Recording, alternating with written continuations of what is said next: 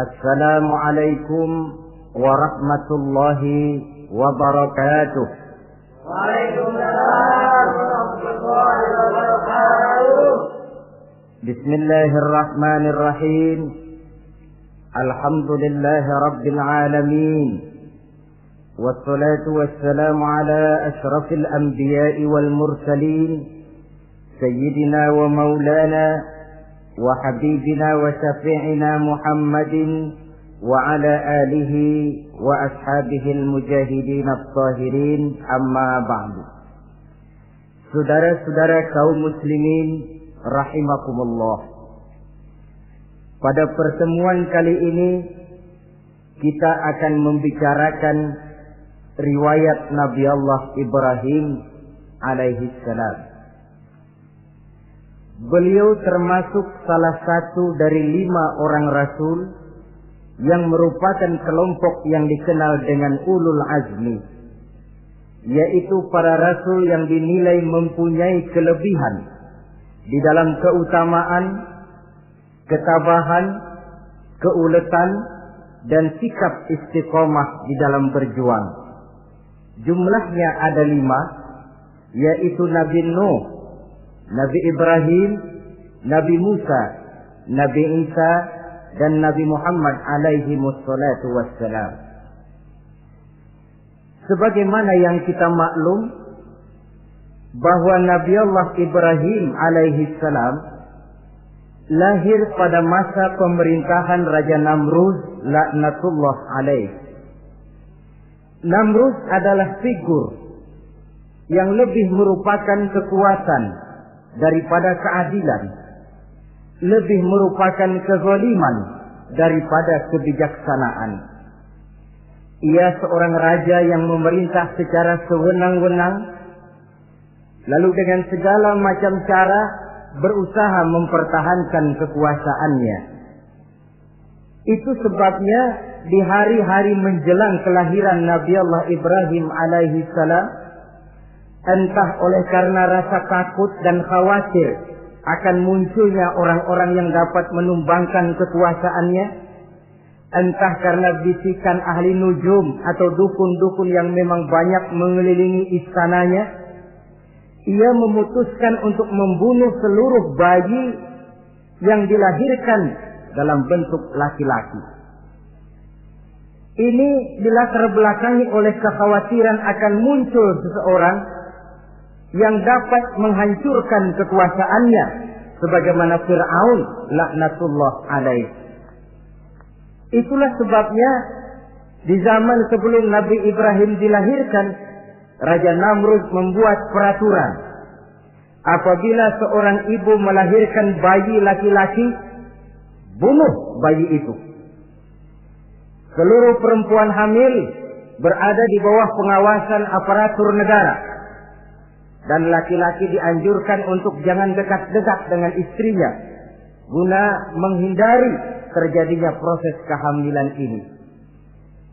Entah berapa ratus bahkan berapa ribu bayi laki-laki yang jadi korban tanpa dosa dari sebab kelaliman pemerintahan Raja Namrud laknatullah alaih ini. Kita teringat kepada satu hadis di mana Rasulullah sallallahu alaihi wasallam pernah bersabda, ya'ti 'alan nasi zamanun ru'asa'uhum kal asad wa wuzara'uhum kaz-zi'ab wa qudatuhum kal kilab wa katsirun nasi yawma idzin kal aghnam. Pada satu saat, kata Nabi, akan datang di tengah masyarakat manusia, di mana pada masa itu muncul pemimpin-pemimpin yang bertingkah laku seperti singa. Ru'asa'uhum kal asad. Pemimpin-pemimpin mereka bertingkah laku seperti singa. Saudara kenal singa? Saudara boleh periksa, di mana ada hutan, singa selalu menjadi raja. Padahal hutan belum pernah bikin pemilihan umum. Tapi yang namanya singa tidak pernah peduli. Ada pemilihan umum atau tidak, raja hutan tetap singa. Kenapa? Karena singa menjadi raja di hutan bukan berdasarkan kebenaran, tapi karena kekuatan. Karena kuat, maka dia naik jadi raja. Soal benar atau tidak, soal lain. Maka sebagai akibatnya, setelah si singa ini naik menjadi raja hutan, dia bukan melindungi rakyatnya, malah makanin rakyatnya. Coba saudara lihat di hutan. Kambing rakyat hutan dimakan oleh singa. Ayam rakyat hutan dimakan oleh singa. Sapi rakyat hutan dimakan oleh singa. Inilah akibatnya karena singa naik berdasarkan kekuatan. Setelah naik bukan melindungi rakyatnya, malah makanin rakyatnya. Mental semacam inilah yang dimiliki oleh Raja Namrud laknatullah alaih. Cuma karena rasa ketakutan akan datang orang yang akan menumbangkan kekuasaannya, maka seluruh bayi laki-laki harus dibunuh tanpa dosa apapun. Itulah kata Nabi, akan datang di tengah masyarakat manusia muncul pemimpin-pemimpin yang mentalnya seperti singa. Nah, kalau yang jadi pemimpin sudah seperti singa, wa wuzara'uhum kaz-zi'ab. Yang jadi wazir, yang jadi menteri, kata Nabi, lagunya seperti serigala.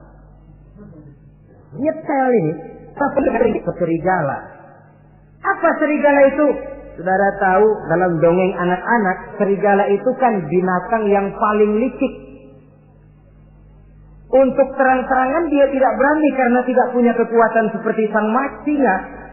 Maka dia pakai ilmu kelicikannya. Serigala itu kalau ingin makan daging ayam, pakai bulu ayam. Kalau kepengen makan daging kambing, pakai bulu kambing. Pendeknya, serigala binatang yang menghalalkan segala macam cara asal tujuan tercapai. Itulah serigala. Lambang dari sifat kelicikan. Lempar batu, sembunyi tangan. Pengen makan daging ayam, pakai bulu ayam, nyaruh jadi ayam. Pengen makan daging kambing, pakai bulu kambing, nyaruh jadi kambing. Ini akibat dari yang pertama tadi. Pemimpin seperti singa, lalu menteri pun seperti serigala. Efeknya kemudian yang segera menyusul apa? Wa qudatuhum kal kilab. Kalau pemimpin sudah seperti singa, menteri sudah seperti serigala, wa qudatuhum kal kilab, akan muncullah para penegak hukum yang mentalnya seperti anjing. Inna lillahi wa inna ilaihi raji'un. Penegak hukum yang mentalnya seperti anjing itu.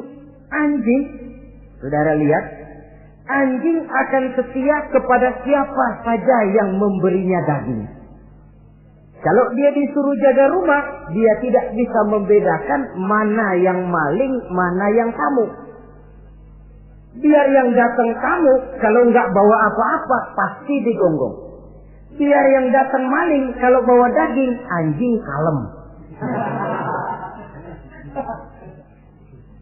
Pokoknya siapa yang berdaging, itulah majikan saya. Apa kata majikan saya, itulah yang saya laksanakan. Maka hilang kebenaran hukum, hancur norma-norma keadilan. Oleh karena apa? Oleh karena anjing dapat daging. Lalu dalam kondisi semacam itu, yang jadi rakyat bagaimana? Kata Nabi, wa katsirun nas yauma idzin kal aghnam. Adapun kebanyakan orang pada masa itu, lagunya sudah seperti kambing. Saudara, kambing itu binatang yang cuma menang groyokan dan tidak punya alternatif. Namanya kambing, digiring ke lapangan embe. Betul kan? Digiring ke kuali embe, dikasih makan rumput embe, sampai pun mau dipotong masih embe juga. Tidak punya pilihan lain si kambing ini, tidak punya alternatif lain. Kondisi semacam inilah yang terjadi di masa pemerintahan Raja Namrud laknatullah alaih.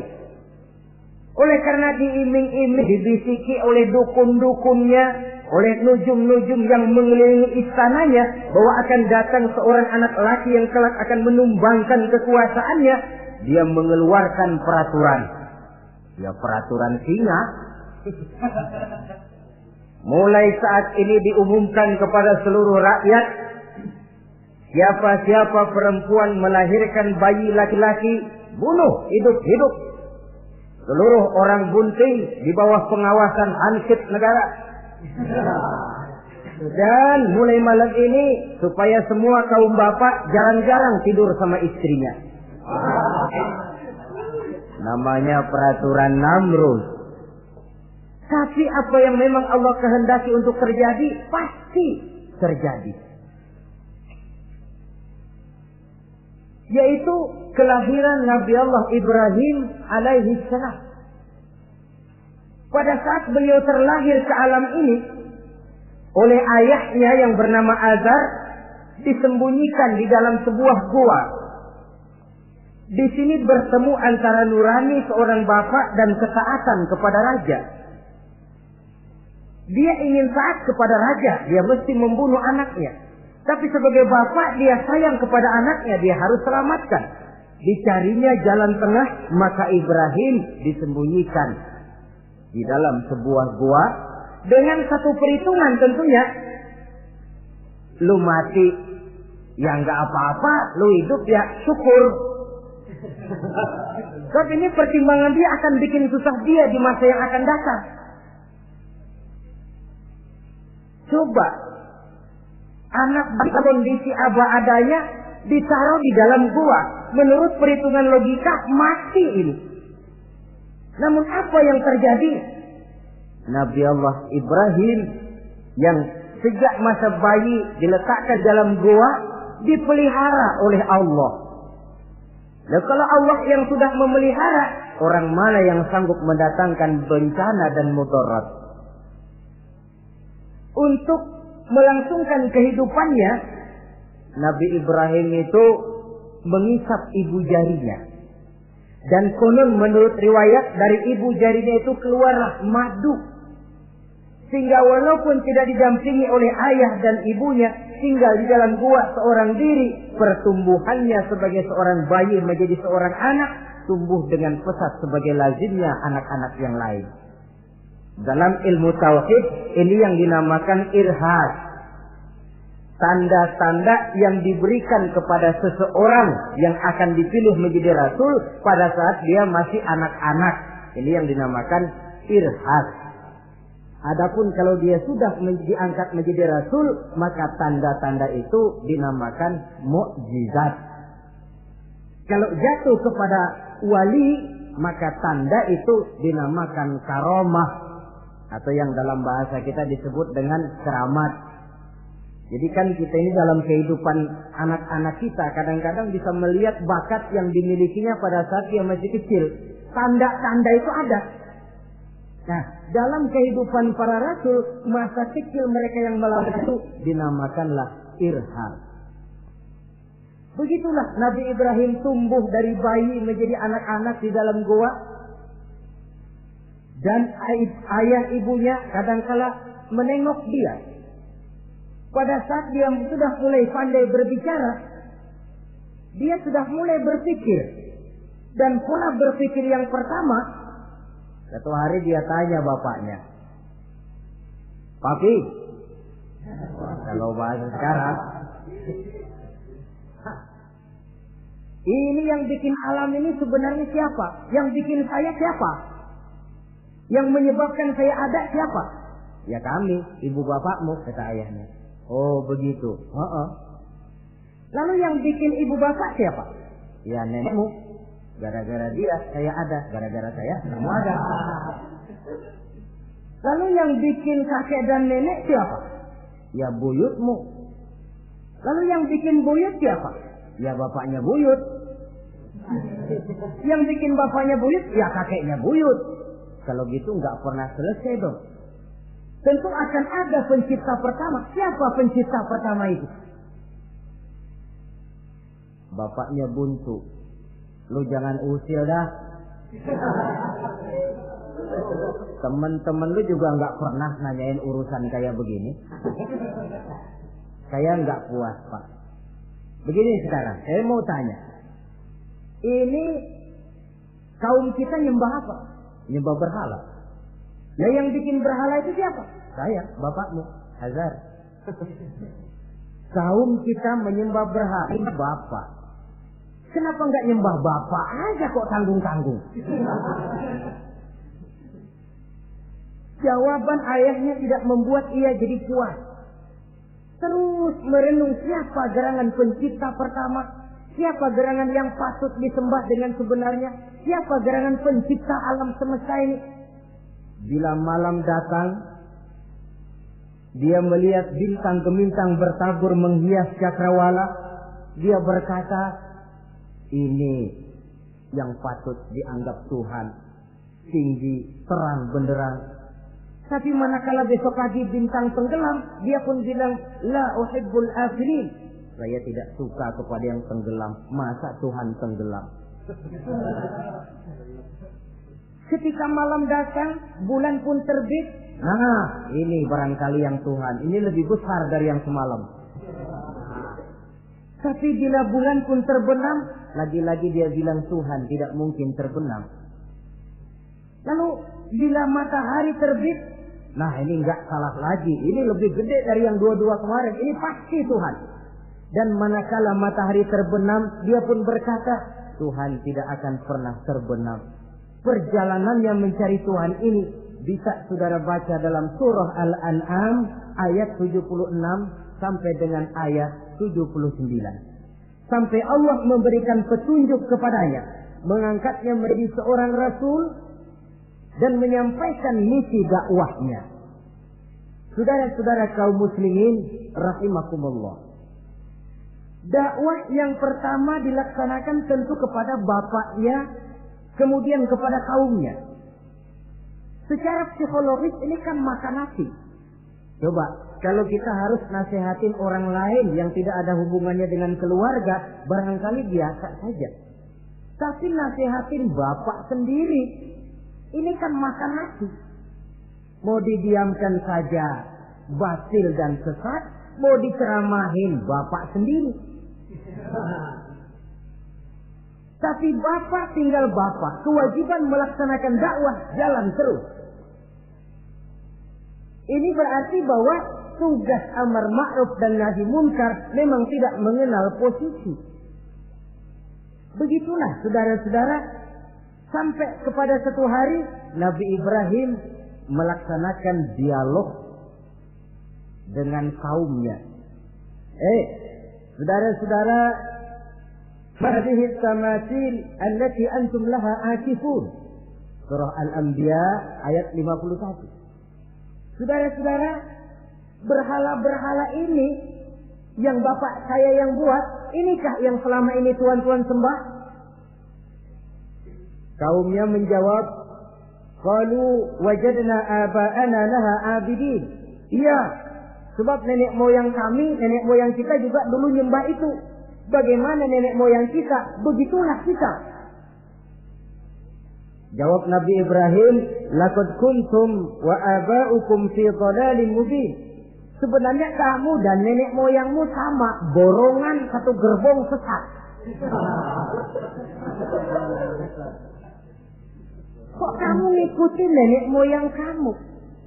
Mereka nggak berpikir, kamu nggak ikut berpikir. Mereka sesat, kamu ikut sesat.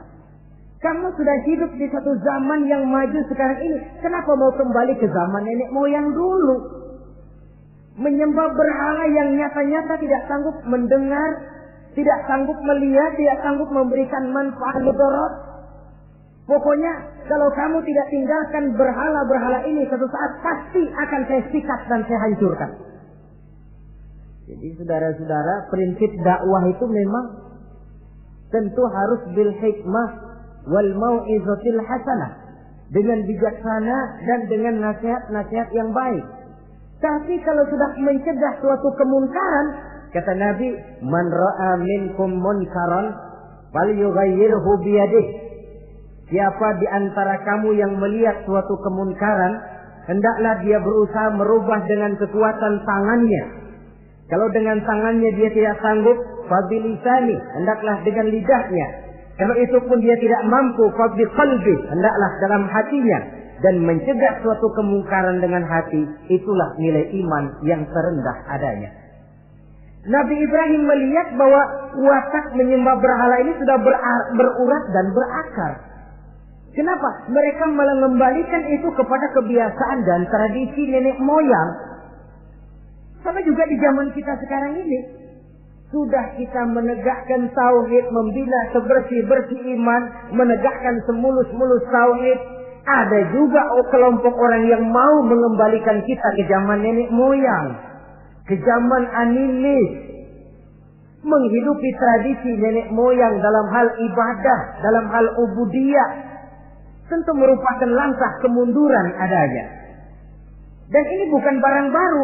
Umat Nabi Ibrahim sudah memberikan contoh. Kenapa kami menyembah berhala? Sebab nenek moyang kami menyembah berhala. Nabi Ibrahim jawab gampang aja. Iya lo borongan, sekerbong, lempeng semua sesat. Kaum muslimin rahimakumullah. Dan bukan cuma kata, dibuktikan oleh Nabi Allah Ibrahim. Begitu Raja Namrud menurut satu riwayat bersama para tentaranya pergi berburu, Nabi Ibrahim ngintip-ngintip. Begitu Namrud keluar, beliau masuk. Kalau istilah kita, ke tempat Namrud ibadah, ke masjidnya dah. Di mana di situ tersimpan seluruh berhala yang mereka sembah, dari yang paling gede sampai yang paling kecil. Nabi Ibrahim masuk bawa kampak. Seluruh berhala-berhala yang ada di tempat itu habis dikampakin, hancur berantakan. Kecuali berhala yang paling gede, itu ditinggalin, nggak diapa-apain, dan kampaknya ditaruh di tangan berhala yang paling gede. Memang kebetulan tangannya lagi teracung begini, digantungkan kampak di situ. Nabi Ibrahim keluar. Adapun Namrud, ketika dia pulang dari perburuannya, mau melaksanakan ibadah, bukan main terkejutnya melihat Tuhannya berantakan.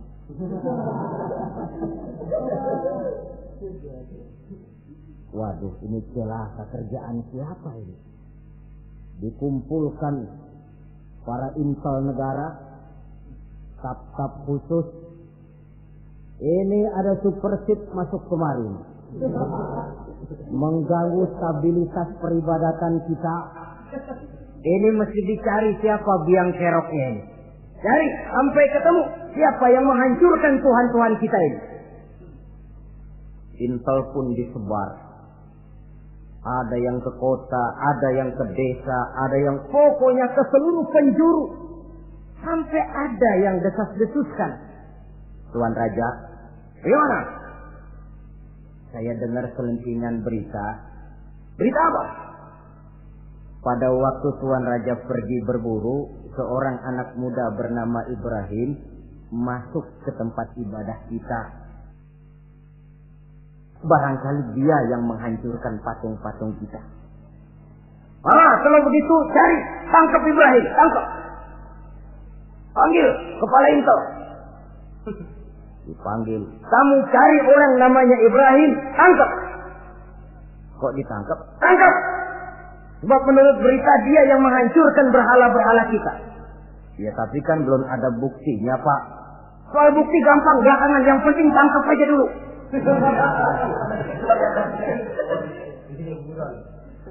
Ini supersip ini. Saudara-saudara, dicarilah Nabi Allah Ibrahim, ketemu, dihadapkan kepada Raja Namrud, disidang di pengadilan terbuka, disaksikan orang banyak, dibuka oleh Raja Namrud. Sidang luar biasa dalam rangka memeriksa dan mengadili tertuduh Ibrahim. Dengan ini kami nyatakan dibuka untuk umum. Terdakwa supaya dibawa ke dalam ruangan sidang. Dihadapkan Nabi Ibrahim. Nama Ibrahim. Orang tua. Tuduhan menghancurkan berhala. Hadza bi alihatina ya Ibrahim. Hai Ibrahim, benarkah kamu yang menghancurkan Tuhan-Tuhan kami? Ah, siapa bilang? Ada berita yang sampai kepada kami. Ketika kami keluar, kau masuk ke tempat kami ibadah. Ngaku aja dan ngaku. Daripada urusan jadi panjang, mendingan ngaku aja dah. Kata Nabi Ibrahim, enggak. Bal fa'aluhu kabiruhum hadza. Yang menghancurkan berhala-berhala Tuhan, berhala yang paling besar ini. Yang paling besar ini. Besarnya nunjuk ke patung, ininya nunjuk ke dirinya. Kabiruhum kepada berhala, hadza kepada dirinya sendiri. Wah, enggak, kata Nabi Ibrahim. Setahu saya enggak semua berhala hancur.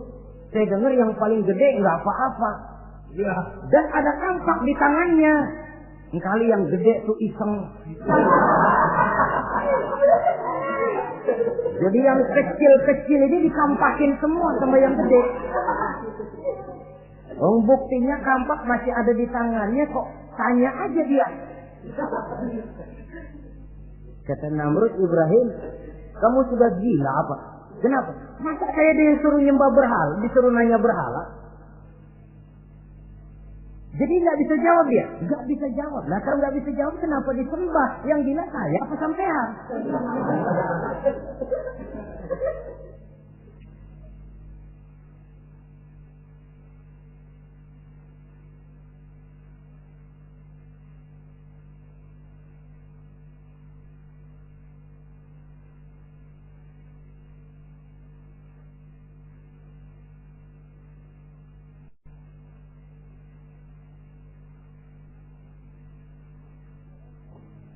Merasa tidak sanggup menghadapi argumentasi yang diajukan oleh Nabi Allah Ibrahim, Namrud salap. Dalam kesalapannya itulah ia menjatuhkan vonis bahwa Nabi Allah Ibrahim dihukum bakar hidup-hidup.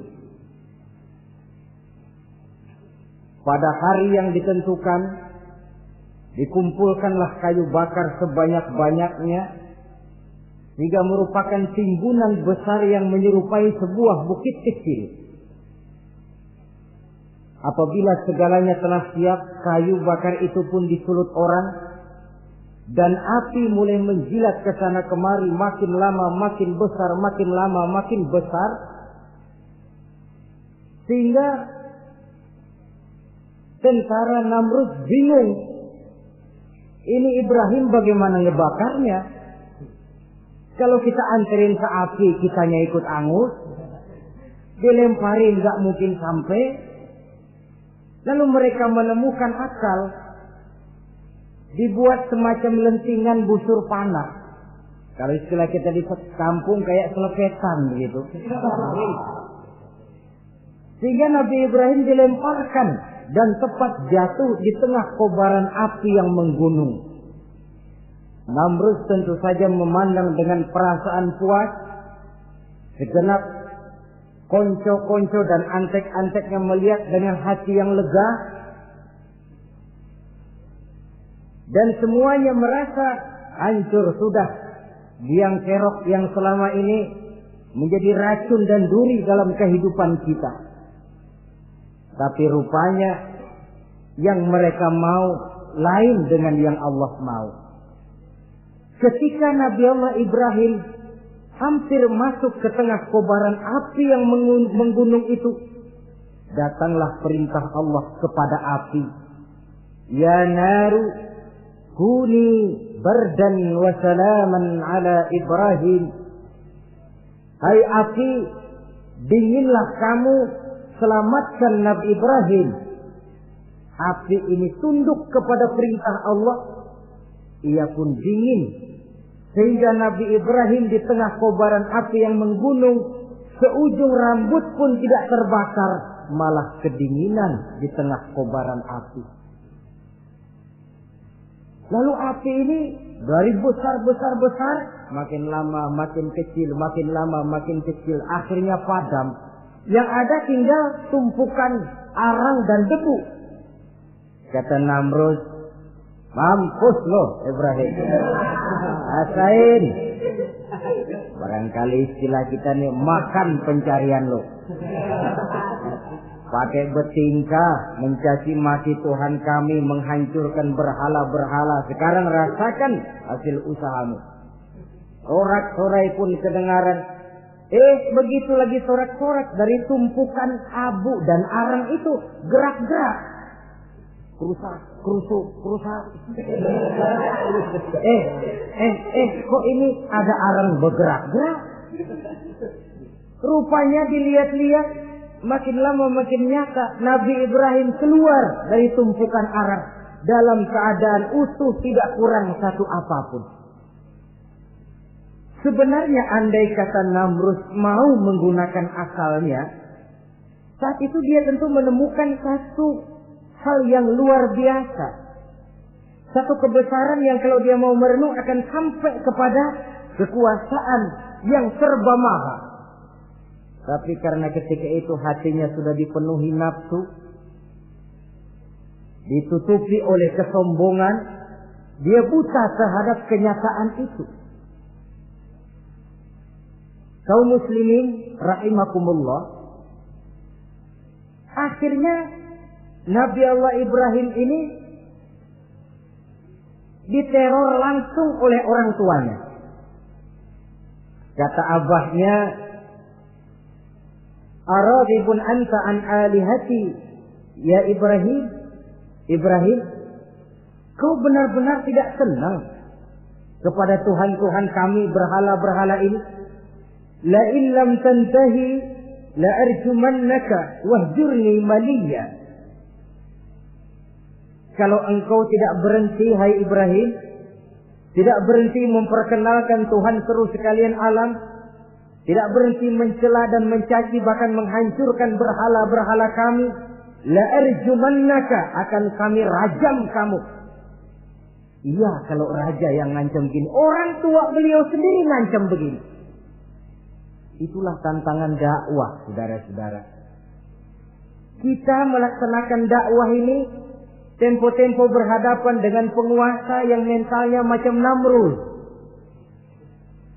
Tempo-tempo berhadapan dengan orang kaya yang pelitnya macam Qarun. Tempo-tempo berhadapan dengan orang tua yang mentalnya macam Azar. Orang tua yang kaku, yang tidak mau terbuka terhadap kenyataan. Istilah di kampung kita, orang tua yang laceng. Tahu laceng? Udah salah kenceng. Sulit benar menerima pembaruan yang membawa umat kepada masalah-masalah yang memang nyata lebih baiknya. Itulah tantangan di dalam melaksanakan tugas dakwah, dan ini dihadapi oleh Nabi Allah Ibrahim. Ayahnya terakhir memberikan tekanan, kalau kau tetap melaksanakan misimu, tidak engkau mau berhenti dari tugas dakwah ini, awas Ibrahim, la arjumannaka, akan aku rajam, akan kami lontari kau dengan batu, wahjurni maliya, pergi kamu dari sini. Ya Allah, diputuskan hubungan. Kalau memang engkau berkeras dengan tugas dakwahmu, persilakan Ibrahim keluar, pergi saja dari sini. Diusir oleh orang tuanya sendiri. Inilah hidayah, saudara-saudara. Oleh sebab itu, tugas utama kita kaum muslimin sebenarnya bukan mengislamkan orang, tapi menyampaikan Islam. Tugas kita ialah menyampaikan Islam, bukan mengislamkan orang. Sebab orang mau Islam atau tidak, itu urusan hidayah dari Allah. Jangankan kita, Nabi Ibrahim tidak sanggup mentauhidkan ayahnya Azar. Nabi Nuh tidak bisa mengislamkan putranya Kan'an. Bahkan Nabi kita Muhammad sallallahu alaihi wasallam pun tidak bisa memberikan hidayah kepada Abu Jahal dan Abu Lahab. Paman Nabi, orang tua Nabi, anak Nabi, istri Nabi sekalipun, hidayah tidak diberikan kepada mereka. Mereka tidak terpanggil mengikuti kebenaran. Kalau sudah kenyataan ini yang kita temui, kembalilah kepada konsep Quran. Allahumma inni qad ballaghtu, wahai Allah, seruanmu sudah saya sampaikan, dakwahmu sudah saya canangkan, ajakan kepada tauhid sudah saya sampaikan. Allahumma inni qad ballaghtu, sudah saya sampaikan ya Allah. Perkara mereka tidak mau ikut, itu karena semata-mata hidayah berada di tanganmu ya Allah. Kalau kemari landasan dakwah kita, insya Allah tugas dakwah kita berkelangsungan. Kalau tidak, makan hati. Kita pikirin, ya orang gua ajak benar-benar nggak mau. Ya, dipikirin.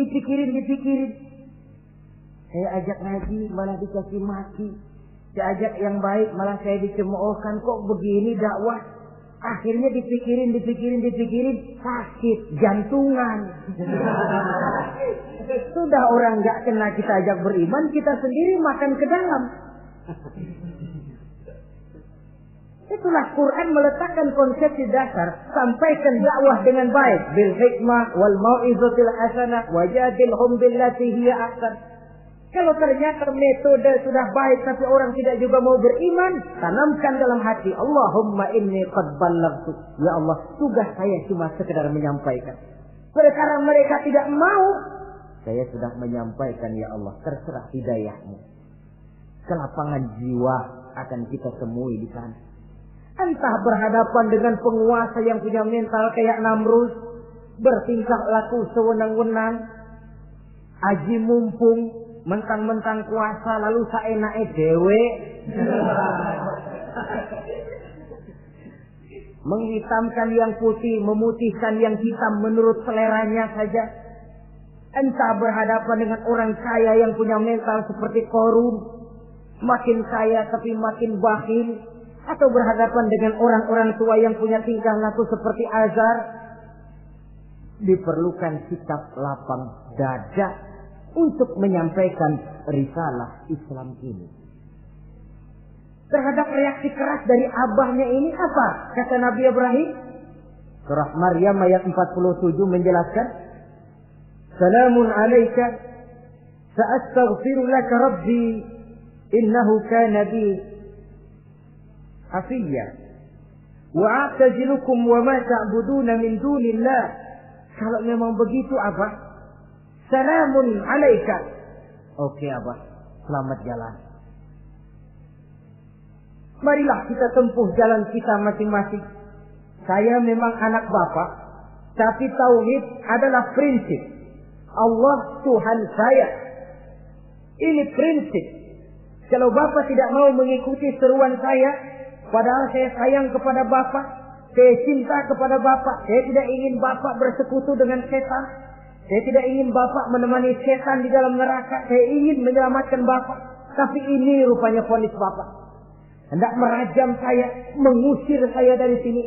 Oke, Bapak. Salamun alaika. Selamat jalan. Sa'astaghfirullah. Saya akan memohon ampun kepada Allah untuk Bapak. Memohon ampun. Jadi walaupun dalam Islam kita berbeda akidah dengan orang tua, tetapi kewajiban untuk berbakti tidak menjadi putus karenanya. Dalam surah Luqman dijelaskan, apabila kedua orang tuamu memaksamu untuk menyekutukan Allah, jangan taati. Tetapi sungguh pun demikian, wa sahibhuma fid dunya ma'rufa. Tetaplah engkau pergauli keduanya di dunia ini secara baik. Toleransi yang besar ditunjukkan oleh Islam. Dan lebih besar lagi dilaksanakan oleh Nabi Allah Ibrahim. Sungguh pun bapak sudah mengusir saya, menolak mentah-mentah ajaran tauhid, tetap juga menyembah berhala, tetap juga bersekutu dengan setan. Saya akan memohonkan ampun kepada Allah untuk bapak. Wa tazilukum, saya akan menjauhkan diri dari apa yang bapak sembah, dari apa yang kaum kita sembah selain daripada Allah. Bapak menyembah berhala, kaum kita ini menyembah berhala. Wa a'tazilukum, saya akan menyingkir dari semua itu. Selamat jalan awak. Istilah kita goodbye my dear. Ini jalan yang membedakan saya dengan abah. Jalan tauhid dan jalan syirik. Di sini kita harus berpisah. Walaupun dengan berat hati kita berpisah. Jadi keluarga dan akidah punya garis yang jelas. Umumnya, ya walaupun baik tapi memang harus ditingkatkan. Umumnya kita ini kan mayoritas merasa sebagai muslim karena keturunan. Kenapa kamu Islam? Bapak saya Islam, nenek saya Islam, saya Islam. Baiklah, itu pun baik. Pada mulanya memang harus begitu. Tapi lambat laun kita tentu harus merasakan bahwa keberadaan kita dalam Islam tidak cukup cuma karena faktor keturunan. Dengan kata lain, kita harus memperbaiki kualitas keislaman kita. Inilah proyek utama kita sekarang, mengislamkan orang Islam. Saudara-saudara kaum muslimin rahimakumullah. Maka Nabi Ibrahim pun meninggalkan orang tuanya, meninggalkan kaumnya, uzlah, hijrah ke tempat Baitul Maqdis, daerah di Palestina sekarang ini. Sejarah kehidupan Rasul umumnya memiliki kemiripan. Rata-rata ditentang oleh kaumnya sendiri dan sebagian besar lalu hijrah.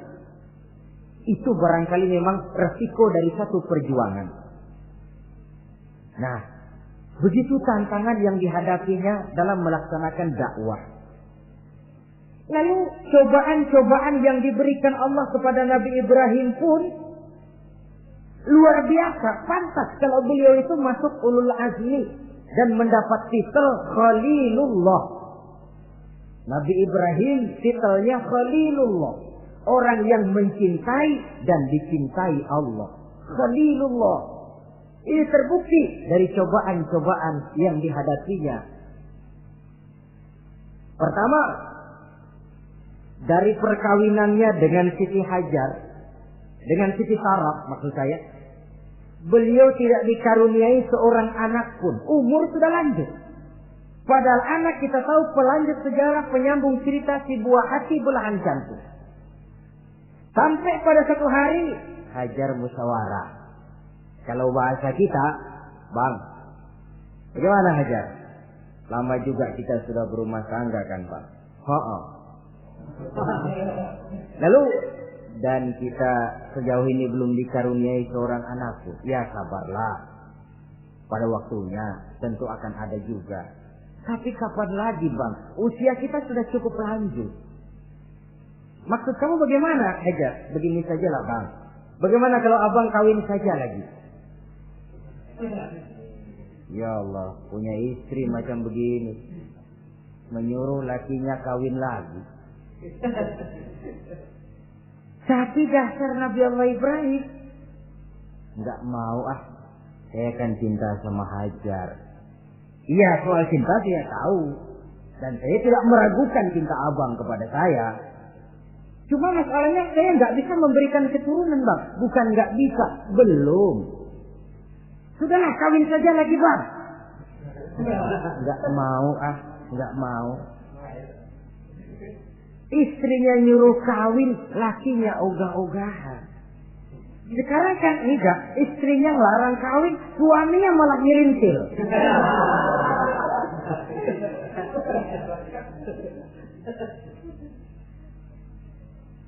Sampai ketika didesak kata Ibrahim, ya kalau itu yang Sarah Hajar mau, biarlah, jadilah.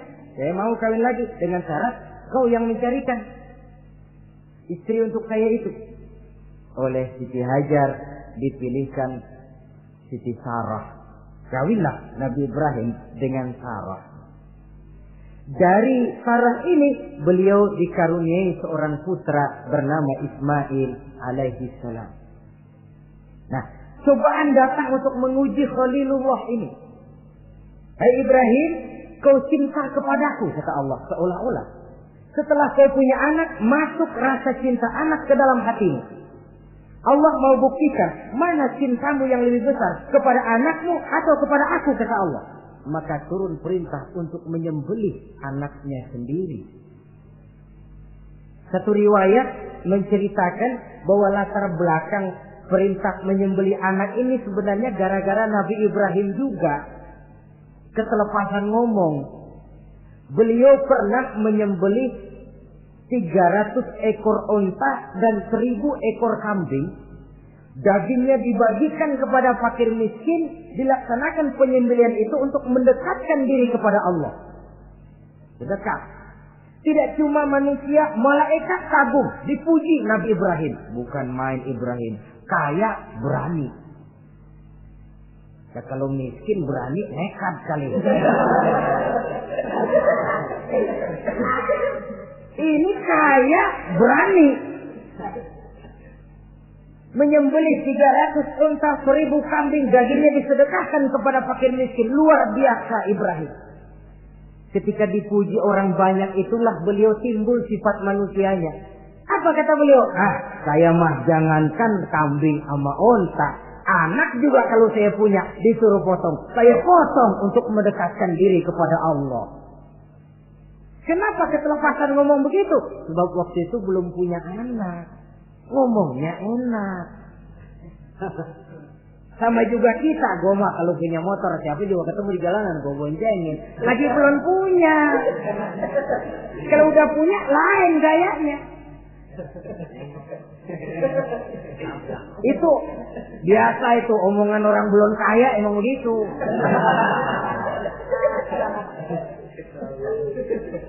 Saudara-saudara, sehingga omongan yang beliau sudah lupa bertahun-tahun bahkan puluhan tahun ini. Begitulah ketika sudah punya anak Ismail, falamma balagha ma'ahu sa'ya, ketika Ismail sedang lucu-lucunya dalam tidurnya mimpi turun perintah, ya Ibrahim uffi binuzrika. Hai Ibrahim, bayar nazarmu. Nazar? Iya. Apa nazar? Dulu pernah ngomong apa, ingat enggak? Jangankan cuma kambing, unta, anak pun kalau punya disuruh potong, saya potong. Jadi anggap nazar. Bayar nazarmu, potong anakmu. Dipikirin siangnya, semalam itu benar-benar perintah Allah apa cuma ngimpi? Kalau ngimpi kok jelas amat. Kalau perintah Allah kok kelewatan amat. Pakai anak disuruh potong, emang gak ada yang lain apa? 3 malam berturut-turut mimpi sampai beliau yakin ini memang benar perintah Allah. Dan dilaksanakan dengan berat hati. Pagi-paginya bilang kepada Siti Sarah, Sarah, Ismail mandikan, berikan pakaian yang baik, saya mau bawa pergi dia. Kemana bang? Pokoknya mau saya bawa. Berangkatlah anak beranak ini menuju salah satu bukit di daerah Mina. Ketika duanya sudah mau berangkat, iblis sibuk bukan main. Ini cobaan loh. Orang kalau mau ibadah, iblis paling gatal. Segala macam cara mereka lakukan agar orang jangan ibadah. Ini Ibrahim mau membuktikan cintanya kepada Allah. Ya Allah, lihatlah. Walaupun saya sudah punya anak, cinta saya kepadamu lebih besar ya Allah. Walaupun perintah ini menyembelih leher anak sendiri, saya potong karena melaksanakan perintahmu. Iblis ribut. Mula-mula dia bisikin Nabi Ibrahim. Hei Ibrahim, kau lihat anakmu di belakang itu. kecil, lucu-lucunya. Masa anak begitu mau dipotong? Tega kamu Ibrahim. Ini perintah Allah. Gak ada urusan sama ente. Iya. Kata iblis, waduh mantap juga nih. Kalau suaminya gagal, istrinya kali. Biasanya perempuan perasaannya lebih tinggi daripada pikirannya. Ini Siti Saroh barangkali, kalau Siti Hajar barangkali, kalau saya perdayai bisa terpedaya. Hajar, ya. Kamu tahu anakmu Ismail mau dibawa kemana? Saya tidak tahu. Mau dipotong oleh suamimu Ibrahim. Mau dipotong. Dipotong. Kok bisa begitu? Iya, katanya ini perintah Allah. Iblis, kalau memang ini perintah Allah, jangankan cuma anak saya Ismail, saya juga ibunya mau ikut dipotong. Wah, kata iblis nih gilaan lagi dari laki. Saya kira karena perempuan bisa barangkali dilemahkan semangatnya, saya tidak. Ismail nih masih kecil kali ini, gampang dikelecehin. Ismail, kau mau dipotong oleh ayahmu? Dipotong. Dipotong. Kok bisa begitu? Katanya perintah Allah. Kalau memang ini perintah Allah, saya siap. Iblis mau ngomong lagi, Nabi Ibrahim Ismail ngambil batu disambitin iblis. Izhab ya la'in, pergi, laknat, terkutuk kamu. Nyambitinnya itu sampai sekarang jadi ikutan dalam salah satu pelaksanaan ibadah haji yang disebut Jumrah, melontar. Itu simbol permusuhan abadi antara manusia dengan iblis. Jadi kalau ada orang mau berbuat baik, iblis itu datang dari 3 penjuru. Dari bapak, dari anak, dari istri. Kadang-kadang bapaknya nggak kena, istrinya dibujukin. Laki lono sok loyar menyumbang masjid. Jangan kasih duit, simpan aja baik-baik. Istri nggak kena, anak. Segala macam cara iblis berusaha. Baru sampai di bukit yang dituju, Nabi Ibrahim buka kartu. Ismail, abah diperintah Allah menyembelih lehermu. Bagaimana? Kerjakan apa jangan? Kalau memang itu perintah Allah, kerjakan apa? Insya Allah abah akan menemukan saya termasuk orang sabar. Ini jawaban anak soleh. Coba kalau jawaban anak pintar nggak soleh, bukan begitu. Ismail, saya disuruh motong lehermu, bagaimana? Kenapa saya pak, bapak aja yang tuaan potong.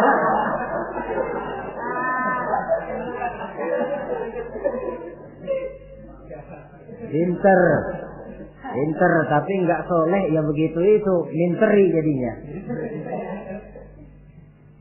Saudara-saudara, sampai Nabi Ismail diganti oleh Allah dengan seekor kambing kibas. Cobaan terhadap kecintaannya kepada Allah. Kau cinta aku, itu benar. Tapi setelah kau punya anak, rasa cinta anak masuk ke dalam hatimu. Mana lebih besar, cintamu kepada anakmu atau cintamu kepada aku, kata Allah. Terbukti cintanya kepada Allah lebih besar daripada cintanya kepada anaknya. Bukankah nilai cinta itu baru terasa nyata kalau sudah lewat cobaan, lewat pembuktian? Sehingga dengan demikian kata orang, biasanya cinta itu menuntut pengorbanan. Berani bercinta, berani berkorban. Jangan takut berkorban, nggak usah cinta-cintaan.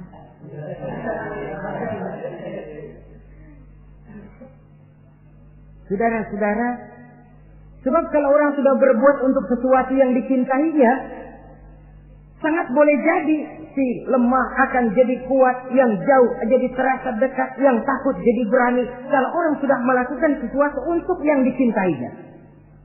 Seorang bapak karena cintanya kepada anaknya, dia rela pergi pagi pulang sore, peras keringat banting tulang supaya hari depan anaknya lebih baik daripada dia. Seorang suami yang cinta kepada istrinya, tidak soal dia kepanasan dan kehujanan, mencari yang sulit-sulit yang diinginkan oleh istrinya. Contoh paling dekat saja, kalau istrinya sedang mengidam, dia tengah malam buta minta mangga dan gak musim mangga, rusak-rusak suaminya cari mangga. Cinta memang membuat yang jauh jadi terasa dekat. Lalu cobaan lain ketika turun perintah melaksanakan khitan. Umur beliau menurut riwayat Abi Daud sudah umur 80 tahun. Di zaman belum ada pisau cukur, silet, gunting, kulit sudah alok. Tapi ini perintah Allah, laksanakan. Resiko belakangan. Nabi Ibrahim pandai memilah mana kepentingan pribadi, mana perintah Allah.